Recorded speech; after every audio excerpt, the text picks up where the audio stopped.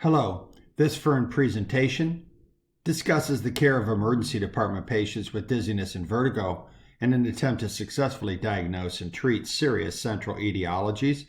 My name is Edward Sloan. I'm an emergency physician in Chicago. I have served as FERNE president and board chair for over 3 decades. I have no financial conflicts. Please go to our FERNE.org website and our YouTube channel for more content related to the optimal care of the patient with dizziness and vertigo. And please follow us on social media for more real-time information on the care of all patients with neurological illnesses, injuries, and emergencies, FERNE.org. This video reinforces the central and peripheral diagnoses related to the 3 vertigo types that we encounter in patients with dizziness and vertigo. I again refer you to the EB Medicine monograph by Jonathan Edlow. This physician did a great job in putting this information together on the timing and triggers approach to the patient with acute dizziness.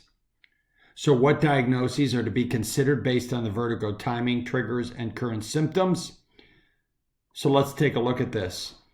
The clinical questions that we address in those take-home points involve diagnoses. If it's syncope or near syncope, it's not vertigo. We've established the diagnosis. If a patient is simply unsteady with standing or with gait, it could be due to a chronic problem, but if acute, it could be due to cerebellar ischemia. If it's non-specific dizziness, that is a diagnosis of exclusion. So left here in the yellow box are vertigo symptoms. If it is current, if it is continuous, ongoing at the time of presentation, that is acute vestibular syndrome, AVS. If it's not current or continuous, and it's only episodic, then you need to determine whether or not it's spontaneous or triggered. Spontaneous episodic vertigo can actually be caused by a TIA in the posterior circulation.